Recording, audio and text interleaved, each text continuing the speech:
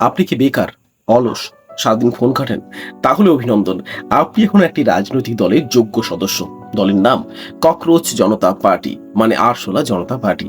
যেখানে যোগ দেওয়ার প্রধান শর্তই হলো আপনাকে বেকার হতে হবে, অলস হতে হবে এবং দিনে অন্তত 11 ঘন্টা অনলাইনে কাটাতে হবে। শুনতে রসিকতা মনে হলেও এটাই এখন এই মুহূর্তে ভারতের সবচেয়ে আলোচিত সত্য।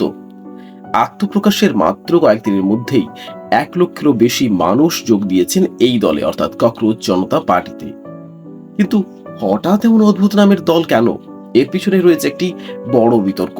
গত 15ই মে সুপ্রিম কোর্টে একটি মামলার শুনানির সময় ভারতের প্রধান বিচারপতি সূর্যকান্ত একটি মন্তব্য করেন। তিনি বলেন, কিছু বেকার তরুণ তরুণী কোনো কাজ না পেয়ে আরশোলার মতো আচরণ করছেন। চাকরি বা অন্য পেশায় জায়গা না পেয়ে তারা নাকি সোশ্যাল মিডিয়ায় সাংবাদিকতা, সোশ্যাল মিডিয়ার ব্লগার কিংবা আরটিআই কর্মী সেজে সিস্টেমকে আক্রমণ করছেন। প্রধান বিচারপতির মুখে দেশের যুব সমাজকে নিয়ে আরশোলা বা পরজীবীর মতো শব্দ ব্যবহার স্বাভাবিকভাবেই ক্ষোভের জন্ম দেয়। আর এই ক্ষোভ থেকে জন্ম নিল এক অভিনব প্রতিবাদ। যুব সমাজ বলল, ঠিক আছে, আমরা যদি আরশোলা হই তবে আরশোলাদের নিয়েই তৈরি হবে দল। এই আন্দোলনের মাস্টার মাইন্ড হলেন 30 বছর বয়সী অভিজিৎ দীপক। তিনি আমেরিকার বস্টন ইউনিভার্সিটিতে পাবলিক রিলেশন নিয়ে পড়াশোনা করছেন এবং এর আগে আম আদমি পার্টির সোশ্যাল মিডিয়ার স্ট্র্যাটেজিস্ট হিসেবে কাজ করেছেন। 16ই মে অভিজিৎ শেপ একটি গুগল ফর্ম পোস্ট করে এবং তাতে ককরোচ জনতা পার্টির ডাক দেন। ভাবলে অবাক হবেন, মাত্র কয়েক ঘন্টার মধ্যে হাজার হাজার মানুষ ফর্ম ফিল আপ করেন। সারা দেখে 3 ঘন্টার মধ্যে তিনি তৈরি করেন একটা অফিসিয়াল ওয়েবসাইট জেনজি। আজকের যুব সমাজ এই ডিজিটাল আন্দোলনকে লুফে নিয়েছে। এমনকি তৃণমূল কংগ্রেসের সাংসদ মহুয়া মৈত্র, কীর্তি আজাদ এবং সমাজকর্মী অঞ্জলি ভরদ্বাজের মতো বিশিষ্ট ব্যক্তিত্বরাও এই ব্যঙ্গাত্মক মঞ্চে নিজেদের নাম লিখিয়েছেন। এবার আসি এই দলের আসল মজায়।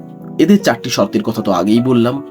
বেকার, অলস, সারাদিন ফোন ঘাঁটতে হবে এবং ভালো সমালোচনা করতে জানা চাই। কিন্তু এটা শুধু কোনো মিম বা ফাজলামি নয়।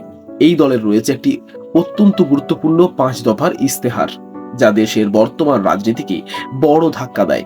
যেমন 1 নম্বর, আসন সংখ্যা না বাড়িয়ে সংসদে নারীদের জন্য 50% সংরক্ষণ। 2, দল বদলু নেতামন্ত্রীদের 20 বছরের জন্য নির্বাচনে নিষিদ্ধ করা। 3, অবসর গ্রহণের পর কোনো বিচারপতির রাজ্যসভায় যাওয়া বন্ধ করা। 4, ভোটার তালিকা থেকে বৈধ নাম বাদ পড়লে মুখ্য নির্বাচন কমিশনারকে গ্রেফতার করতে হবে এবং পক্ষপাত দুষ্ট মিডিয়া অ্যাঙ্কারদের ব্যাংক অ্যাকাউন্ট তদন্ত করা দরকার।